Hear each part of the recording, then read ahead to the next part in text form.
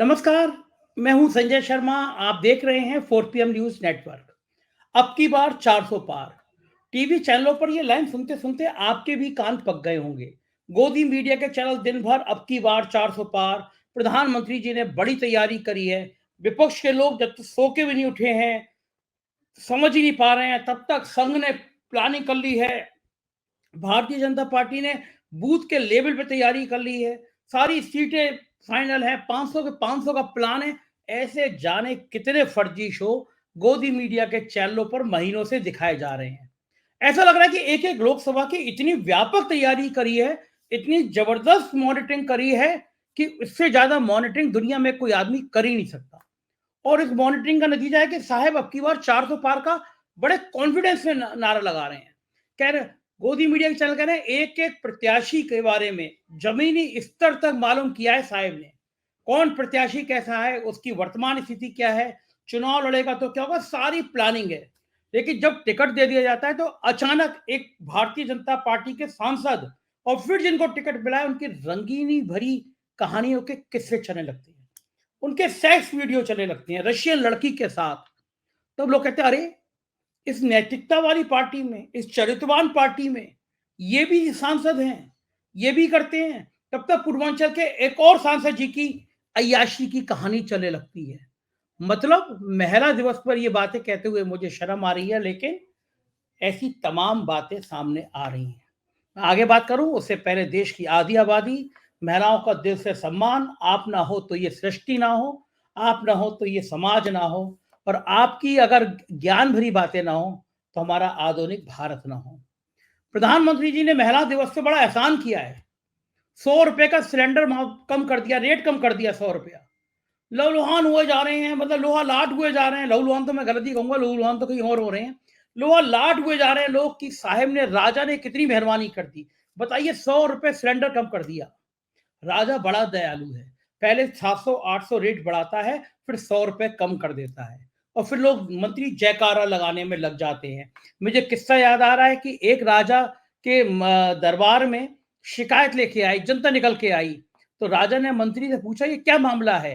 तो उन्होंने कहा कि राजा, हम गेहूं की रोटी जो देते हैं, गेहूं जो देते हैं, वो 300 रुपए किलो से 1500 रुपए किलो पहुंच गया है। तो जनता भूख के मारे मरी जा रही है, तो विद्रोह कर गई है, अब आ गई है। राजा ने कहा जनता के 10 प्रतिनिधि बुला लाओ।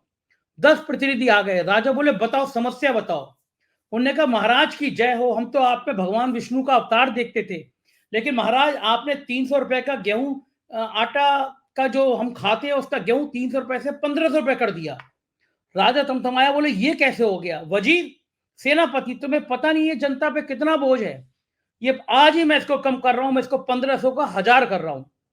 लोगों ने नारा लगाया राजा की जय हो, राजा कितना महान है, राजा कितना कृपालु है। और राजा ने 300 रुपए का गेहूं 1000 रुपए में बेच दिया। हमारे साहेब भी इससे कम नहीं है। चुनाव पास में आता है, चुनाव दिखता है तो अलग अलग घोषणाओं की झड़ी लगा देते हैं।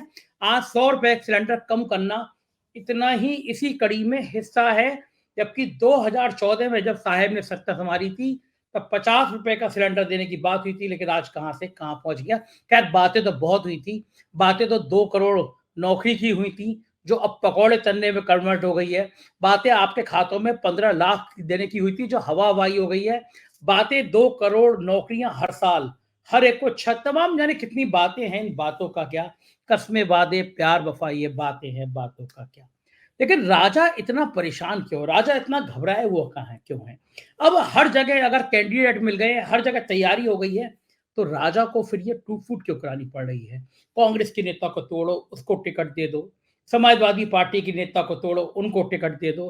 राष्ट्रीय जनता दल के नेता को तोड़ो, उनको टिकट दे दो। क्या साहिब की भारतीय जनता पार्टी में संस्कारवान, शिक्षावान, नैतिकता वाले दल के लोग नहीं बचे। क्या आरएसएस ऐसे लोगों को तैयार नहीं कर पाया जो भारतीय जनता पार्टी के निष्ठावान कार्यकर्ता हों, जो हाफ पैंट पहन के डंडा लेके शाखाओं में गए हों और वो चुनाव लड़ने के लिए तैयार हो गए हों। क्या संघ की फैक्ट्री में ऐसे महापुरुष पैदा होने बंद हो गए, या फिर ये देश को इस हालात में लाके खड़ा कर दिया साहब ने। आज एक वीडियो वायरल हो रहा है, दिल्ली में नमाज पढ़ रहे हैं लोग, और एक दरोगा पीछे से आके नमाज पढ़ रहे सजदा में बैठे व्यक्ति को लात मार रहा है। दिमाग में इतना जहर भर दिया गया। मैंने ट्विटर पे, एक्स पे लिखा कि जो सजदे में होता है या मंदिर में होता है, वो एक ही ताकत को याद कर रहा होता है। आप उसे अल्लाह कहें, वो राम कहें, ताकत एक ही होती है। ये लात तो चल रही है, ये लोगों के ज़हन में तेजाब भरने का नतीजा है। तो कारण क्या है? साहेब अब दूसरे दलों का इंतजार क्यों कर रहे हैं? बिहार और महाराष्ट्र में वो अपनी लिस्ट जारी क्यों नहीं कर पा रहे हैं? उत्तर प्रदेश में बाकी लिस्टों का इंतजार क्यों कर रहे हैं? साहब इतना बेचैन क्यों हैं? परेशान क्यों हैं? बंगाल में संदेश खाली दिख रहा है, महिलाओं के लिए आंसू आ जा रहे हैं, लेकिन मणिपुर में आज एक महिला, उन्होंने 5,000 इन्फ्लुएंसर को आज सम्मानित किया। उनको तरह तरह के तोहफे दिए जाएंगे, सरकारी मदद दी जाएगी। अपने अपने क्षेत्र में जो इन्फ्लुएंस रखते हैं वो सोशल मीडिया पे साहब का प्रचार करेंगे। एक महिला के जमीन में पैर छूते छूते उन्होंने पैर छूने का व्याख्यान कर दिया।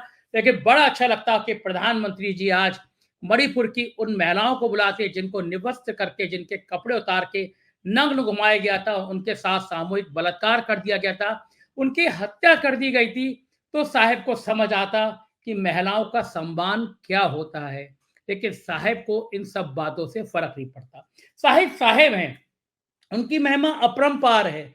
उनके चाटुकारों की महिमा उनसे भी अपरंपार है। वो ऐसी-ऐसी कहानियाँ बुनते हैं, वो ऐसी-ऐसी कहानियाँ गढ़ते हैं कि वो आपको नए परीलोक में ले जाती है। और उनके भाड़ गोदी मीडिया के लोग चटकारे लेके कहेंगे कि कोई नहीं है टक्कर में। मानो एक मदारी का जादू चल रहा है, रस्सी पे साहब चल रहे हैं और जनता नीचे ताली बजाने को खड़ी हुई है। कुछ-कुछ ऐसा ही माहौल पैदा कर दिया है साहब ने अपनी पार्टी में और मीडिया संस्थानों में।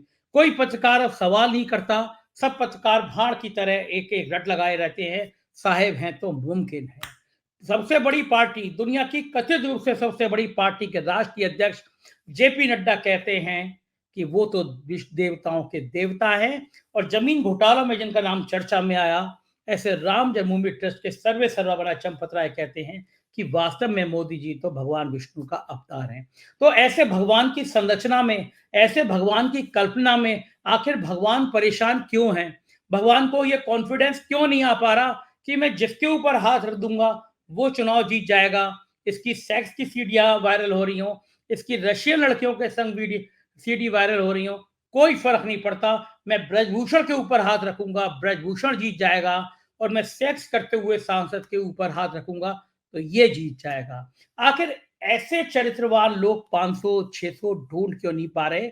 साहेब और फिर साहेब चंद्रबाबू नायडू से समझौता कर रहे हैं, महाराष्ट्र में संभावना टटोल रहे हैं, लेकिन गडकरी से बात नहीं कर रहे। और जो मंत्रिमंडल में सबसे प्रमुख नाम है गडकरी, उनके टिकट काटने की तैयारी हो रही है।